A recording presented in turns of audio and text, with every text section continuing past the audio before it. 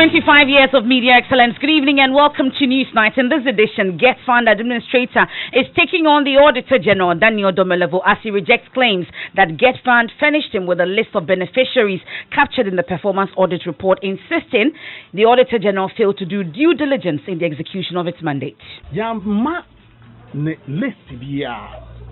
was a file of documents and incorporating people that have been shortlisted, people that have applied. He created that list. He also reviews that after spending 350,000 Ghana cedis on the audit, the Auditor General is yet to officially furnish authorities of Get Fund with a copy of the report, which is already in the public domain. Also tonight, latest suspected case of coronavirus in Kumasi tests negative. We'll tell you more about it. As the Vice President is asking traditional leaders and authorities to stop handshakes. Nananom and our traditional leaders, we will have to start thinking of even how frequently we shake hands with each other across the country, because it is a risk that we have to be conscious of. Meanwhile, Director General of the Ghana Health Service says the country is ready to tackle up to 100 cases at a go should it be detected. And in business, the Ghana Revenue Authority assures of securing the required tax payment from Adako before that sale of the assets to Total is completed. And coming up later in sports, after going 2 games without a win, a top Hearts official has labelled their players unfit. And as Joy News lifts the veil of the dark world of children who live in Ghana's witches' camps, in our latest Hotline documentary, government comes under fire for not resourcing the Shraj to deal with the problem. I want to go. When I go, I don't know the person who will come and cooking food for my grandmother. That's coming up, and also the clash of the Ghanaian musical titans is on flip side later. The latest release featuring rap icon Sarkodie and controversial dancehall artist Shatawale has many talking. The cash, the match, the car. You not get some. My 3 Range Rovers. You not get some. It's something you have to get. What else? And my home, I saw me single pint. You get it for you kind of say. When you find Sally, won't you see more? What else? I'm going to go on bit. Let's see when I'm one now. That's all coming up here on Newsnight with me, Emefa, Apawu. And myself, Evans Mensah. You want to join us on the WhatsApp 0244340437. Share with us your thoughts. We'll share with the rest of the world. Newsnight is brought to you by Puma Card from Puma Energy. Cash-free convenience.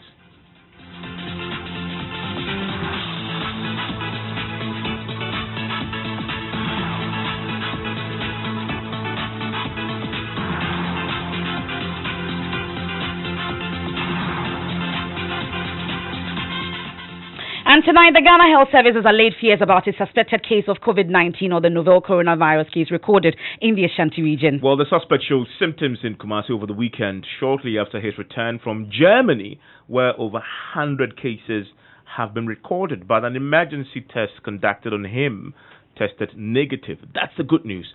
It brings the number of suspected cases in Ghana to 16, though. All according to the Ghana Health Service tested negative. The Director of Public Health at the Ghana Health Service, Dr. Bedu Sarkodie, joins us on the line. We are grateful for your time here on Newsnight, Dr. Sarkodie. Now, confirm to us this latest case that we are hearing about.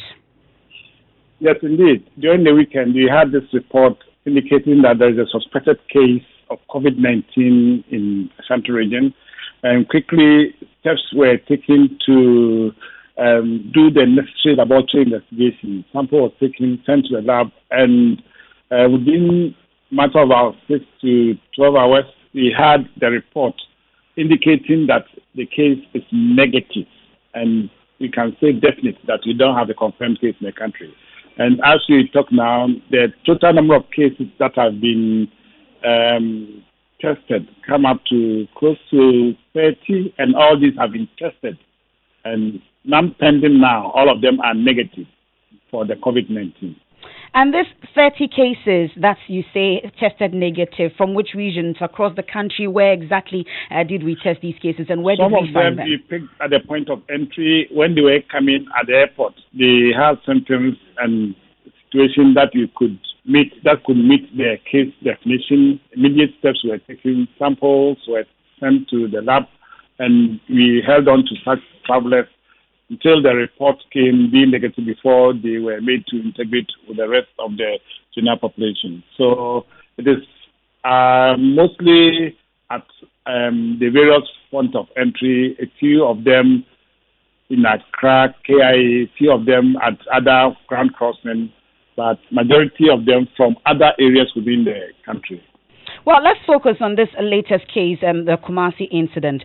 We know that he's died as a result, even though you say that he tested negative. What was the cause of death, do we know?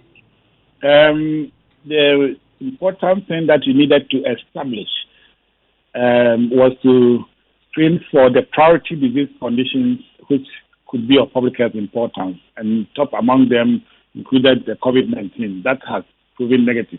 But then that cause of death has not been established yet. But then the priority disease condition for now being the COVID-19 has been assessed and it's negative. What symptoms exactly did he show before going to the hospital, and how long did he have to endure it before it was reported to the hospital? He had symptoms of acute fever illness with some respiratory symptoms. And you mentioned rightly that the person came to Ghana from Germany, which you also indicated we have reported quite a number of cases, significant numbers. This indeed led to the suspicion of the case, and we had to go by our case definition. It met the case definition for a suspected case. Quickly, there was the need to take steps to do laboratory investigations, and samples were taken, sent to the lab, and came out to be negative. Well, Dr. Sakodia, quickly before we let you off, we know that we've announced that when people come into the country from various countries that have recorded cases, they ought to go through some routine. But it appears that is not happening. At least my colleague Elton Brobe has just returned from countries that have recorded such cases, for instance. But it doesn't look like they go through any rigorous process. Are they not supposed to be quarantined? What exactly are they supposed to go through? I don't know what rigorous process that you do expect. Indeed, the various points of entry, you use thermal scanners as you are crossing to check for temperatures. So the temperature of all travelers going through our major points of entry, particularly the designated points of entry, we check temperature for all of them. You fill health declaration form to determine whether the person has been exposed with regards to the movement of the person the past 14 days. Where is this person going, and their contact number, so that should there be the need to follow up on this, we will do that accordingly based on the contact details that we will pick. And then when it is important and relevant for us to keep watch on the person, we continue to keep watch. We merge this and add it and use the internal and the interior national surveillance systems in addition. So as much as possible, I am of the opinion that the various staff are doing best. They are doing their best with the various guidelines and operating procedures that have been offered them. So what you are saying that the rigorous process is not being done. And indeed, today, one of the stations that we were talking to, whilst we were there, they had sent him to the airport and observing what was happening there. And they give positive comments. So, well, some of these comments do come, and we do follow up. We will continue to monitor closely and supervise more rigorously and see whether if some of these issues being said are indeed the case. Should it be the case, then you strengthen further the systems. We are grateful for your time. That's the Director of Public Health for the Ghana Health Service, Dr. Bedu Sakodie. So, Evan, over 89,000 cases of the virus have been recorded, with over 3,000 deaths worldwide. Now, these figures continue to rise, and it's raising concerns about the fast spread of the virus as Nigeria, Algeria, and Egypt have recorded cases. And the latest... Tunisia and Senegal are the latest to record cases. In Africa, 5 African countries have now recorded cases. The annual pilgrimage to Saudi Arabia, for example, is going to be affected, temporarily suspended. The jump in the number of daily confirmed cases internationally has raised fears the outbreak could become a pandemic. The WHO head, Dr. Tedros Ghebreyesus, says the spread has reached a decisive point and has pandemic potential. Now, back home, Vice President Dr. Mahmoud Bawumia is urging traditional leaders and all religious bodies to avoid handshakes. And I guess this is not only for traditional leaders. For all of us, we do handshakes all the time. I mean, speaking of the centenary anniversary of the Presbyterian cluster of schools in Suhum, Dr. Bawumia encouraged Ghanaians to adhere to preventive measures and stay safe.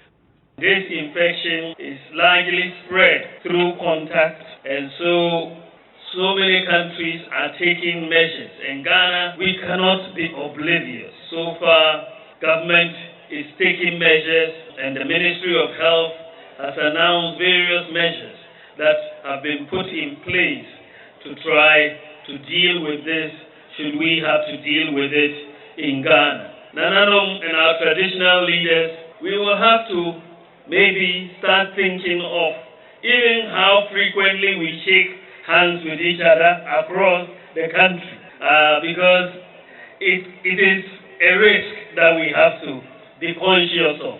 It is difficult to change that attitude, but I think that we all have to put our heads together and start thinking of changing some of these things that we have that are almost second nature to us when we meet other people. This is a very deadly virus, and we have to make sure that we take all the preventative measures, but we need more education all across the country and more vigilance. So let us take this virus very seriously. Let us wash our hands very regularly. And when you are sneezing, please cover your mouth and your nose and everything, because you could transmit it in that manner.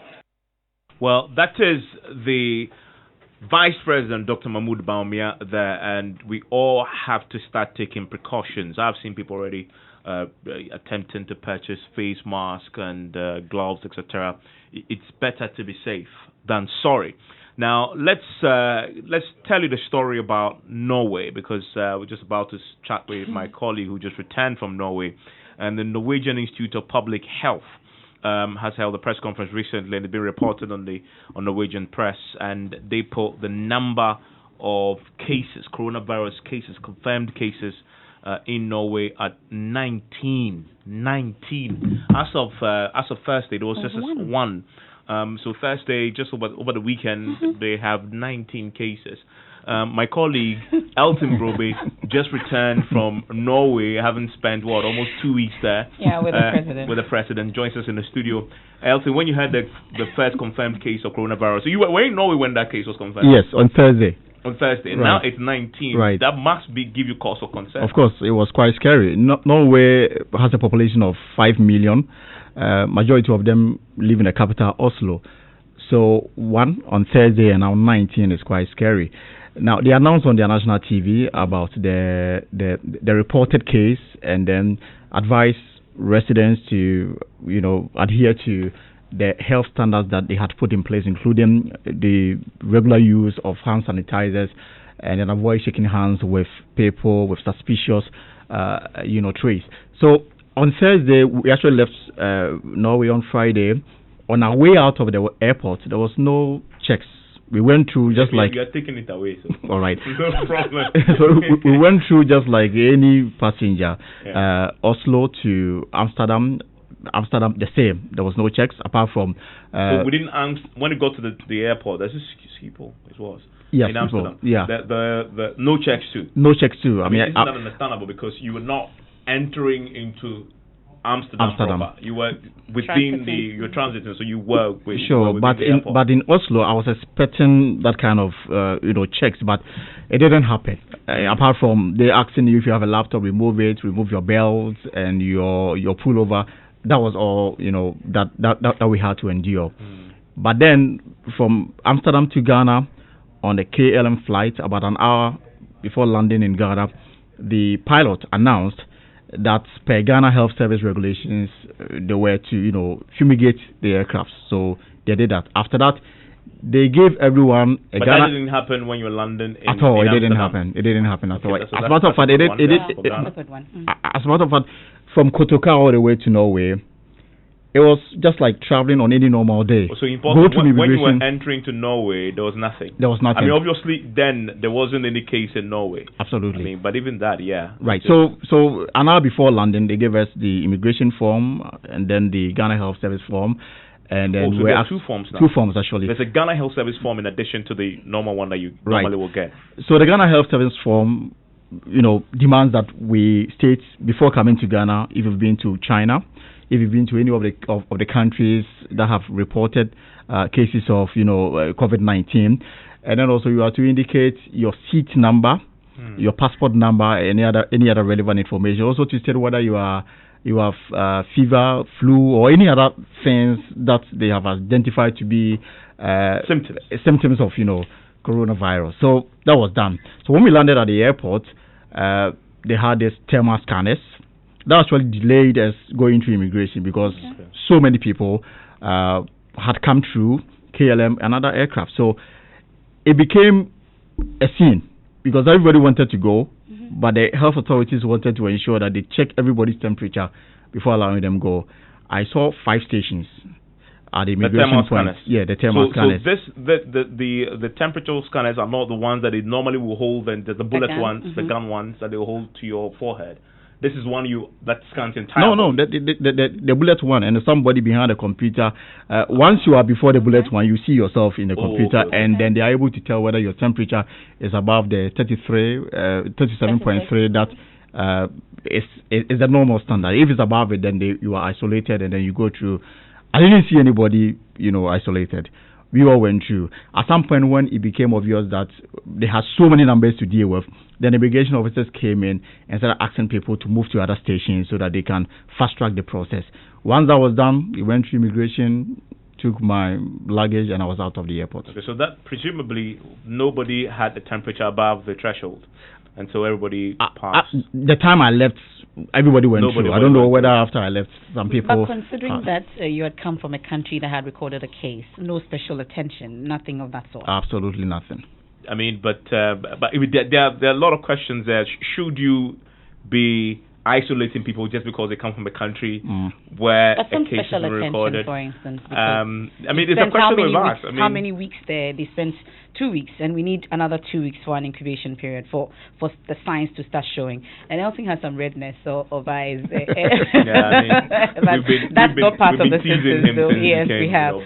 But this is no joking, laughing. But what was the talk amongst the team though when the first case in Norway was recorded? You were with the presidential team. What was the talk amongst all of you? Well, everybody was scared. Even before the reported case came through, remember the president had been to other countries before coming to Norway, and this because of the seriousness that countries have attached to this particular virus. Everybody appears to be on the alert to ensure that once a symptom is identified, they move in to ensure that they are able to quarantine a person and then get to the conclusion to say that whether the person has the virus or not before they take other steps. So I think that in Europe, that's what they have done. Even though at the airport I didn't see physical structures to check us. Maybe they have their own way of checking us. But let me ask you to compare then. Based on the checks you went through in Ghana and the checks you went through in Norway when you were entering Norway, which one was more rigorous? I think that Ghana for now, because in Norway and in Amsterdam I didn't see any checks. And at all in it. Right. Okay. And we are still monitoring you for the next 2 weeks. We're doing our own. Days, they want to quarantine you. And the Director General of the Ghana Health Service, Dr. Patrick Abaji, is assuring the country is prepared to deal with the virus if it happens to arrive on our shores. He spoke to Daniel Dazi on a Super Morning Show. Such preparation is based on scenarios. When the situation changes, you move into the next stage. So, for example, now we don't have a case. When we have a case, one or few cases, our activities will change. Our preparations, our planning will change in anticipation of whatever will happen. So, yes, we are ready, probably for more than 100 cases. But in terms of the scenario planning, once depends on the stage you get to, you move into the next level where you prepare for another level. But the challenge there is that the rate at which it is spreading within the nations that it usually gets to, does it give us enough time to react? I mean, in Iran, it's being reported that the cases moved from the 60s to the hundreds in a matter of days. You see, what we have is that we have a surveillance system that is activated across the country. We have several hospitals that are treatment centers, that are holding centers, isolation centers across the country. I've just come from Yoso 3 days ago. They have a place. So it's not just the few you hear in Accra. And so under those circumstances, those hospitals, all our regional hospitals are treatment centers. All our teaching hospitals are treatment centers. They have been trained and they are ready. They have the personal protective equipment. So basically, that is what it is. I mean, nobody wishes to get that far, but we prepare, and as you have seen, I think China was prepared for emergency. They got to a stage they had to build new hospitals, but they didn't build hospitals in anticipation that there would be an outbreak. And so that's how all nations react and respond to such challenges. And I believe Ghana has the capability to also respond within our resources. So that's the Director General of the Ghana Health Service, Dr. Patrick Kabwaji. Let's speak to the General Secretary of the Ghana Medical Association, Dr. Justice Yangson. We're grateful for your time here on Newsnight. So we've heard that about 30 cases so far recorded in Ghana, all testing negative. You've heard the Director General of the Ghana Health Service. We are very much prepared to even test up to 100 cases or more if we record such a case. But on the ground, you are the ones working. What really is the situation? You had some concerns earlier. Has it changed? Are you adequately resourced, prepared now? Well, Emefa, good evening. What is happening now is that as a country, we've moved notches up where we were, a couple of weeks back. A lot of activities have gone on, and most of the initial impediments, or let's say gadgets that we didn't have in the system, are being provided. So, for example, the PPEs, as the Director General spoke about, issues to do with the identified areas or hospitals that can manage those that will serve as quarantine bases and what have you. At least now we seem to be doing what we ought to do. The only snag is that at the facility level, especially within the community and sub-district level, some of the activities are yet to be completed the way the structure looks at the national level. We need a lot more education. We need a lot more sensitization. And we also need to retool and retrain some of the health professionals at the district and community level, such that their ability to identify, to report properly, for samples and all those things to be taken properly, and for us to be able to contain a case without necessarily allowing the patient to potentially spread the diseases, as well as the surveillance level at the community level. These are the bits that for now we need to improve on. But like it was being said, this whole thing keeps, moving from one point to the other on a daily basis. And what we need is constant monitoring together with the release of funds and the various hospital supplies that will be needed in case there is some problem on our hand. Okay. We're grateful for your time. That's the General Secretary of the Ghana Medical Association, Dr. Justice Yangson. 5 cases in 5 African countries, right? 5 African countries now have recorded cases, 2 in Egypt. Now, the Get Fund Administrator, Richard Boedu, is fighting off claims that the list of beneficiaries captured in the latest performance audit report were submitted to the Auditor General, Daniel Dumelevo, by the Get Fund. Now, Mr. Boedu is explaining that the Auditor General requested for a bunch of documents which captured the names of prospective applicants, shortlisted applicants, plus a list of approved or awarded scholarships, arguing that the final list in the audit report did not emanate from the Get Fund. He also adds that some of the figures assigned to the beneficiaries were wrongfully quoted. He spoke to Obi on Ekusi saying on Asempa FM. In his own words, okay, said the list was generated by Get Fund. The list na Kasana or the buy, of the 88. Me want to say in Yemabi it was in and pay 88. Yama list it was a file of documents incorporating people that have been shortlisted, people that have applied.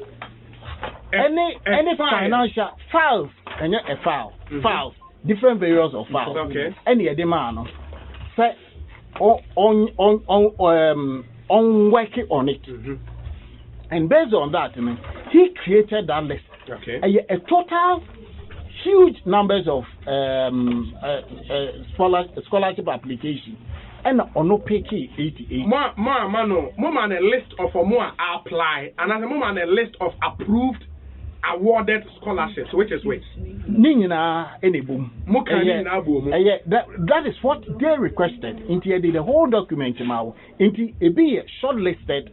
Some will be classified as shortlisted. Some will be classified as awarded. Some will be classified as approved. Awarded is a actual letter. Offer letter. We found out that 12 there is no financial obligation towards them. 12 in the 88. Omanko school. But it was part of the list. Part of the list. The list. Yeah, it was part of the file. The document. But Sankomi a due diligence. Komba said there was no financial implication. Yen committee financially to them. Into there were 12. And no, the minister, the deputy minister. Yeah. Part of that 12. I want to believe that's a list of 9, and as a file containing 9,000 and a including bank transfer. Or for more money than bank. Even captions, members of parliament, politicians, media practitioners, lecturers, head of institutions, I don't see why that. Because they don't even fall within this. 88, they don't fall within this classification. Really? Yes. Apart from that, 39 of the list, their financials now will go to on. I don't see where Onya is free. Yeah, but it is an audit report too. So, Evans, essentially, before we hear him on other things that he's been talking about to Osebun Swanekusi saying today, he also says that indeed they contracted the Auditor General to conduct this audit. But what they did was to give him files of shortlisted applicants, prospective applicants, plus a list of approved or awarded scholarships, arguing that the final list in the audit report did not emanate from the Get Fund. So he says that the files for him to work on was given. It was a huge file, out of which the audit service selected the final list of 88. So he says that the file they gave to the auditor had 9,000 names, yes. Which is they are supposed to be sorted out. So he argues that the work is full of inaccuracies and discrepancies. That's the final work they talk about. That's the 88 list. And they're saying that is out of that list that the Deputy Agric Minister's names comes under. To that, he said specifically that there were 12 names that that were part of the whole list. Those people indeed applied, but did not access the funds. And then he says that if the Auditor General had done due diligence, he would have actually discovered that those people, although were selected, never actually accessed the funds. He also says that when you read the Auditor General's report, the Auditor General's report creates a category of politicians, media, journalists, academics, etc. He says he's shocked at how the Auditor General came to that categorization, because there were other people who didn't fall in that category, in any of those categories at all. Now, he also reviewed that after spending 350,000 Ghana cedis on the audit, managers of GetFund are yet to officially receive a copy of the audit report from the Auditor General. Listen. If Auditor General due diligence, you would have been matching the financials, and you say, we say, this is the final anchor we hold into a call. That is where should have helped by unraveling Sanio. Yes, he should have. In the as it stands now, Auditor General the report we Abremo. Looking at the report on the face of the record. Let me clarify. On far audited report in Rem. On Famrem. The final report in Rem. In the airway. Sir, Ubasha, me starting and me catch it all say. Yes. Yamani Sikasa on your audit. Yes. So if you look at the audit processes, Anka, as a say Auditor General, we being the sponsorship, at least. And out of respect, and on my a copy to deliberate on. Actually, a call the website and amount for recording a copy. A copy from the website. Let's come to the act. So, Ocean actor, and beginning, Namen Pese and Casemuino, Mimi Ababeka or radios. Yeah. I think, say, the Beko Public Accounts Committee. Absolutely. Every report that is generated, they call Parliament, and then we are called as Public Accounts Committee to make the findings. We come and then argue out. You're polishing it up. Now what is left, and sign the Yakoba, and then we make it public. So that's the GetFund administrator Richard Wood there on Asempa FM. So now we are getting to know it costs this whole audit cost 350,000 Ghana cedis, and he is wondering why the Auditor General at least did not inform them. Just out of respect, because they sponsored it. Exactly, after paying that amount to him, once he's done with his work, at least he should have furnished them with a final work before being published. The law on their also website. says that if it should have waited for the Public Accounts Committee to do his work, and that he went rather chose and published it on his website. Where people saw it and it became a controversy. Well, you're still listening to Newsnight here on Joy 99.7 FM. It's a good time to bring in George Riafe with the latest from the world of business. George, what's in business? Well, Emefa, coming up in business, Ghana Revenue Authority assures of securing the required tax payment from Nadako before the sale of their assets to Total is completed, and the Ghana Securities Industry Association questioned payment mode for its members as it fears it could affect confidence in the sector. We'll be getting you more details as the receiver commences payment to some of its members. The business news on Newsnight is brought to you by MTN Business. Welcome to the new world of business. Kingdom Books and Stationery, your number one-stop shop for all your office essentials. And First National Bank, we are the bank that understands your business. First National Bank, how can we help you? It's been 25 years of providing compelling business content to the business community out there.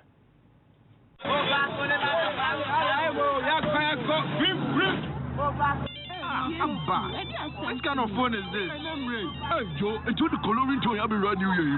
Chance not for you. Uber upgrade. Shasuna dial *120*1#. Nabeka MTN resume level promo. If we and your copy, every busumi in a year, would your Kosuna use with MTN number? No. Do more. Now with me, we need one of the 20,000 iPro Amber 5S phones. Cafe door. Bob, come on. Test it. Now for Chama Monica. Agbena. Kaisa Ubechenu Rintono. So Osaka iPro Amber 5S phone. MTN resume level promo. New year, new phone, new ringtone. We are good together. We're there for you everywhere you go.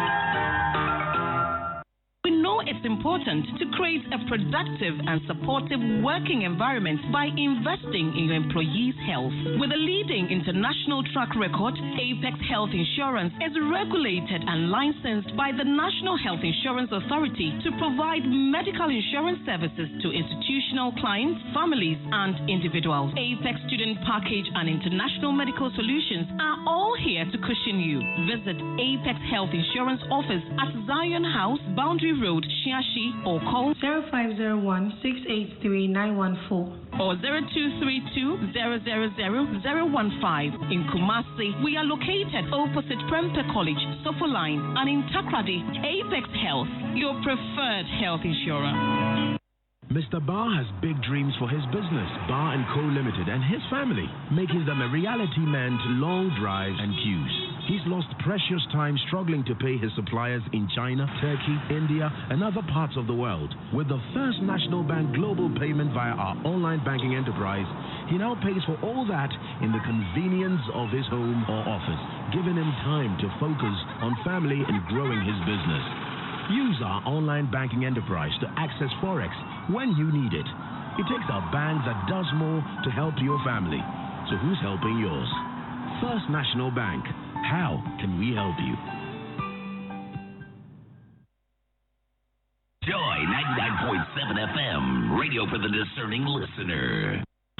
Welcome back to Business on News. Now, the Ghana Revenue Authority has given the firm assurance that it will do everything within the law to ensure that taxes due to the state are paid by oil exploration firm Anadarko. Now, this was after it was established that moves to dispose its assets in Ghana to Total have stalled. Now, this is due to the authority's concern with some $510 million tax that should be paid to the state. Colonel Kojo Damwa retired as the acting commissioner for domestic revenue at the Ghana Revenue Authority. In fact, we've already done some assessments for Anadarko. We've come to a certain understanding and they are going to make some payments, even including capital gains, the gains that they are making on the transfer. So certainly every taxable duty that has to be paid will be paid and we'll make sure we collect it. And that is the acting commissioner for domestic tax revenue at the Ghana Revenue Authority, Colonel Kojo Damwa retired. Now, the Ghana securities industry is raising concerns about how payments with deposits of some defunct financial institutions are being handled. Now, this was after the receiver commenced the second round of payments to more than 700 million Ghana cedis payment to validated claims. But the Securities and Industry Association is worried about how the payment is being spread among the institutions, especially for its members. Let's hear from Emmanuel Alex Asiedu, his president of the association. If payments are being made to Bank of Ghana regulated entities, the same kind of payments should be made to fund managers, those in our industry. Because the last thing we would want the financial system to see is for that perception to be out there that investment firms are not being paid. Invest through an investment firm, you're not going to get your money if there are issues. If Bank of Ghana firms are being paid, then we ask that we be paid too. I think it's not rocket science. Obviously, it will be difficult for every firm to be paid everything because we also know that the country is going through its own constraints, fiscal deficit going up, etc., etc. But the same treatment should be meted out. That's all. You understand that some firms have had the 100% full payment, right? That are not in your industry. That's the understanding we have. But again, I have to be fair to the system and say it's just an understanding. I don't have anything on paper saying that it is confirmed that certain firms have been paid. There's a lot of stories that are not confirmed making the round. So I wouldn't I wouldn't go out on a limb and say it's confirmed. We understand that some firms have been paid. What was the level of engagement done during this whole auditing process or validation process to ensure that some of all these things are ironed out? We've engaged, but we get the sense that our negotiating clout is not as much as we would have wanted it to be for obvious reasons. Emmanuel Alex Asiedu is the president of the Ghana securities industry. In a related development, investors with fund management firms that have had their claims validated will have a cap payment of 170,000 Ghana cedis. Now, this is what we are picking up from the securities industry after some meeting between the receiver and Securities and Exchange Commission. This means that if we already had the payment of 20,000 Ghana cedis, you now have an additional 50,000 Ghana cedis. Let's still stay on this industry because the receiver for the defunct financial institution is putting the payment of deposits ending last Friday at a little over 745 million Ghana cedis. Now, this is based on some 15,000 depositors' claims that have been validated. Meanwhile, Eric Nanipa tells Joy Business they are committed to paying all the remaining funds before the end of this month. They surely will get all their monies as determined and instructed by the president. We have made full provision for this.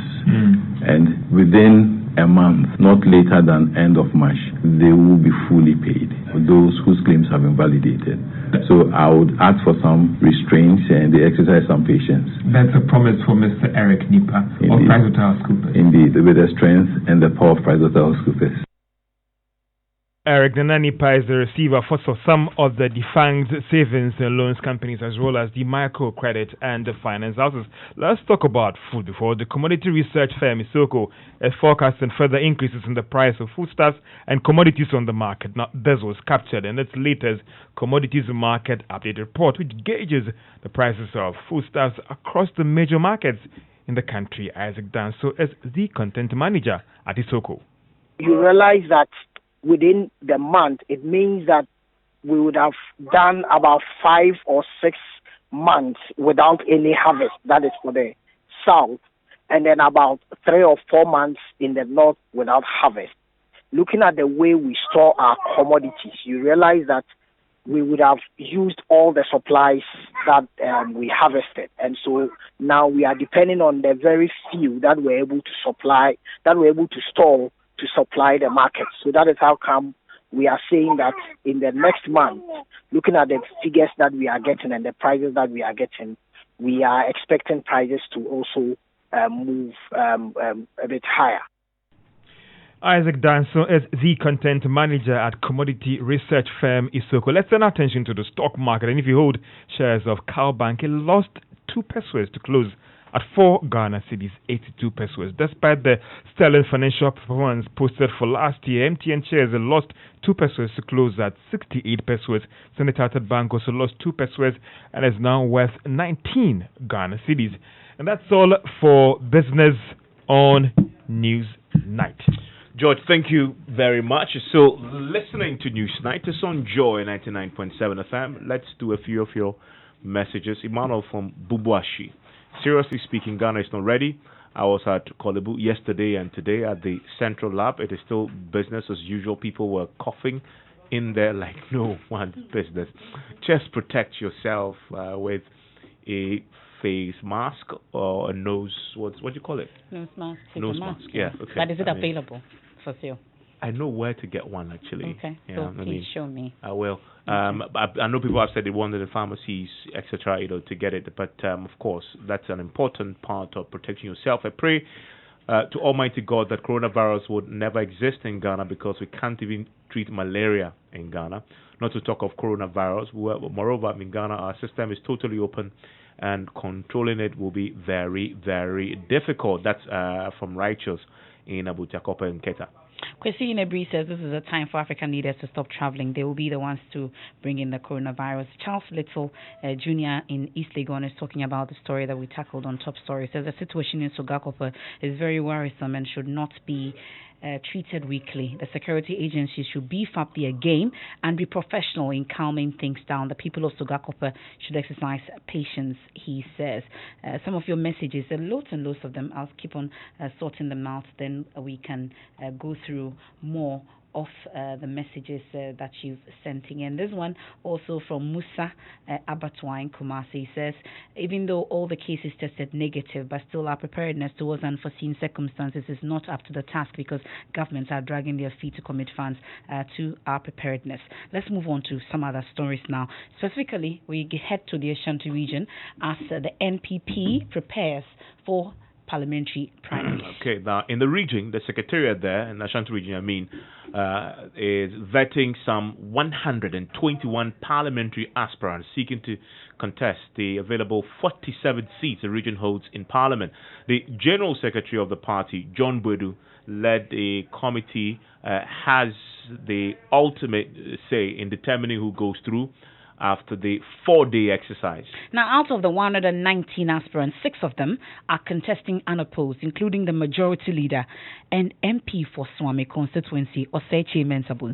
Education Minister Dr. Matthew Poku-Prempeh, his deputy Dr. Yawedu Chum, as well as MP for Ifija Setre East, Mavis Nkansa Bwedu. Joining his learning, the committee has received petitions against 7 aspirants. Regional chairman of the party, Kingsley He's Kingsley Nchibwesiako, also known as Chairman Wuntumi, tells Joy News talks are ongoing to get some of the aspirants to step down. As the post said, he said it's good for everybody to do God's work, but it's good that we don't you don't have a bad character or bad thing with you. So it's the same thing the vetting is about, you know. So if you have you have done something wrong, then the vetting, somebody will bring it up. And now we have social media and you know, you have everything, and anybody can write, you know, because our form, we have column that you have to annex the constituency about 2 years, and you also have to have a good conduct. And good conduct means good conduct. Sure. It can be anything. You know, so vetting, you know, me as a, because you can be disqualified. Ashanti, we have a history. Even certain member of MP 2 have been disqualified before. Manson Kwanta. 2 of them has been. So it doesn't matter. So you just have to, if you are MP, my advice as a regional chairman, my advice will be that you have to say what you have done and what you want to do, you know, for your constituency and your political party. You know, we believe in open contest.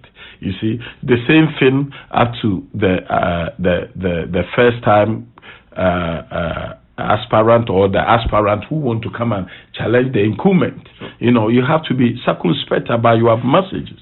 You know, during the picking of forms, we heard a lot of things. People said they were frustrated, they couldn't get a form. Some had to travel to Accra to get a form.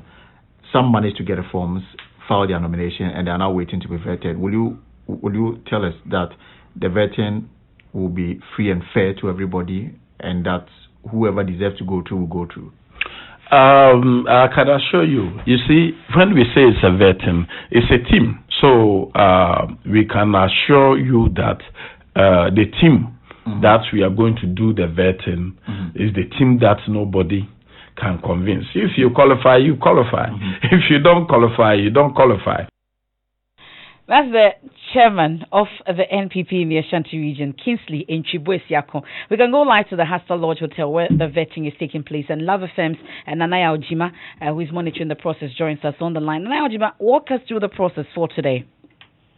So it started early this morning with Afijakwa North being the first constituency to take its turn. And from Afijakwa North, we have 5 people who are contesting for the Member of Parliament aspirant and the North to lead the party in that constituency. So all the aspirants who were supposed to be vetted today came through, and they all went in, and it's actually a closed door vetting. So they all went through, and having some conversations with those who took their turn today, they tell me it's more of a familiarization and talk. So it's more of a discussion on how they can build the party and how they think they can seek more voters for the party in the coming election. So this is how some of the people describe the process. To determine how viable I am to contest for the seat. So it was more of a family discussion, a family meeting, which we had, you know. And the panel was a friendly panel because this is a very credible party, and anybody standing on the ticket of the party, they need to be sure that the person has the qualities and what it takes to be in the party's shoes at the constituency. So it went well. Let me say the panel were very, very professional. I mean, they made us very relaxed. They worked towards part of the constitution that mandates them to do what they want to do. And then the vetting began. Basically, they wanted to have a better understanding of our knowledge of the constituency and what we are bringing on board to the party. So, you know, it was a very, very fruitful discussion. I think I did a good job at the interview or at the vetting. There were a few lapses here and there, you know, but overall I score myself 99%. Wow. Now, Nana Ajiba, we understand that there were some petitions against some of the aspirants. Are you aware of the nature of the petition? All right. So that's what those things were not made known to the public, but I know that there are some constituencies where 2 people had petitions raised against them, and the party decided that subsequently they will sit on it and clear them if possible, or take the necessary action so that the protest will continue. Then the party will be more united going into the next election. So the vetting today is yet to end, and we expect it to continue tomorrow. That's my colleague Nanaya Jima bringing us up to speed on the Ashanti regional vetting. In the Bono region, we are told that there's some tension there where Sunyani West constituency, some delegates of the New Patriotic Party were invoking cases earlier today. Precious Semevo joins us on the line. So Semevo, has the process ended in the Bono East region? Okay, we don't have Precious Semevo joining us. The interesting thing about the cases is that those who agree, they went to the cemetery. Yeah. To invoke the cases because then what will happen? And the thing that is interesting about this is they haven't even announced the outcome of the vetting, but they were anticipating that one person will be disqualified, and they are warning that if that happens, the cases will take full effect, and the people who actually took that decision will be dealt with by their ancestors, so to speak.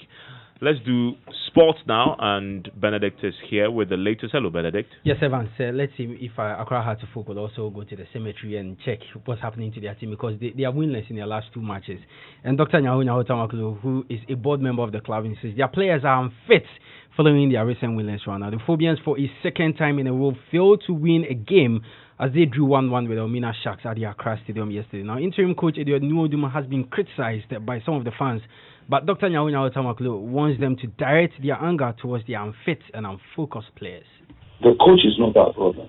And any of them, no problem, I think the coach is going to be thrown away. You must start checking it out. The coach is not the problem. Now, certainly, the supporters themselves should have to change their attitude. It's not everything. And if they really follow House of Hogan, they are too Hobians, they will stop some of this criticism that they have putting on radio and other things. What we need now is a back, and a very good backing for the coach. Now, thirdly, we found to see our match yesterday, the boys were not fit. I could see I've handled boys years back. They were not fit. They were physically unfit, you can say. And Nena Shark were doing most of the run. And worst of all, their concentration was poor. Let's face it. So that's Dr. Nyaho Tamaklo, who is a board member of Accra Hearts of Oak. Now, Black Stars coach CK Akono will announce his squad for Ghana's back-to-back Nations Cup qualifier, which is done later this month. Now, the former national team captain had been in Europe for the past 3 weeks, monitoring players for the team ahead of the double-header games, and tomorrow that's happening here in Accra. We expect, of course, a blend of local and foreign players in his very first squad since taking charge of the Black Stars. And some news elsewhere, former Liverpool striker Daniel Sturridge says he's devastated after being banned from football for 4 months for breaching betting rules. Now, he was originally given a 6-week ban last summer, 4 of them suspended, but the FA appealed against the findings of an independent commission. An appeal board also doubled the 30-year-old's fine to £150,000. That's your sports. Thank you very much, Benedict. Now, let's talk about the latest Hotline documentary produced by Joy News' Justice Bedu. It's called 7 the Witches, and it's reviewed the story of children condemned to a life of servitude and bondage in Ghana's witches camp. The full version of the report or the documentary airs tonight on the Joy News channel on TV and online at myjoyonline.com. But here are excerpts.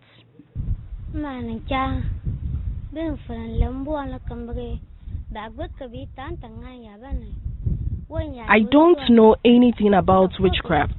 I do not even understand what witches do.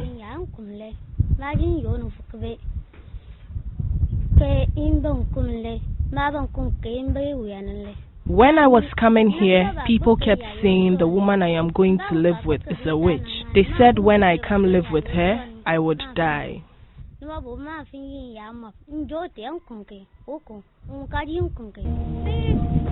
High levels of poverty and underdevelopment in this region means children are usually the ones bearing the brunt. Nabuli has a chronic water shortage problem. This is the story of many of the communities in this area. So children like Sewa and her friends from the camp walk for close to 2 hours to fetch water. We get problem from the water. The water is no good. When we fetch, the water is dirty. Now we don't know what we will do. Just the only water is our water. If you no drink, where can you get water to drink? So we use that one for cooking to be drinking. Some of them, because of the water, they don't go to school. But if they don't bath and go to school, the teacher will get them away to go home and bath. And you go house, you don't get water to bath, you'll stay in the room, you won't get out again. Most of them reach about 2 weeks. They don't know, they don't go to class and learn 1 or E because of the water matter. Back in Accra, I meet Joseph Wittal, who heads the Commission of Human Rights and Administrative Justice, SHRAJ. He knows this subject too well. Many years ago, Wittal worked for the SHRAJ in the Upper East region as a young officer. He spent some months to study the lives of women in the Gambaga witches camp, also one of the country's largest. His report then formed the basis of many of the government-led interventions into assisting women in witches camps in Ghana. They themselves don't want to go based on our findings because of what could happen to them back in the communities. It is the responsibility of the state, first and foremost, to come to the rescue of such women.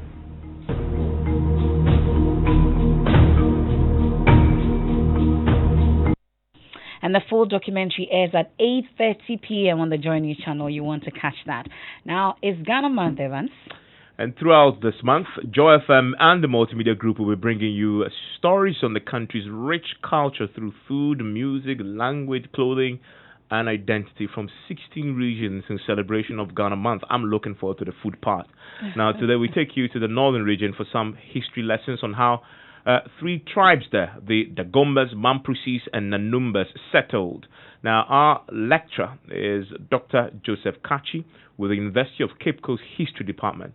The Dagomba have a very good story of where they came from because they have preserved it for over 500 years. They say they came from a place in eastern Nigeria where they were led by their great hunter Tuaje into these areas. And when they entered northern Ghana, they were led by Bewa, and maybe he might have conquered some indigenous people and ruled over them. And there was a succession dispute among his children. And so they fought among themselves and dispersed.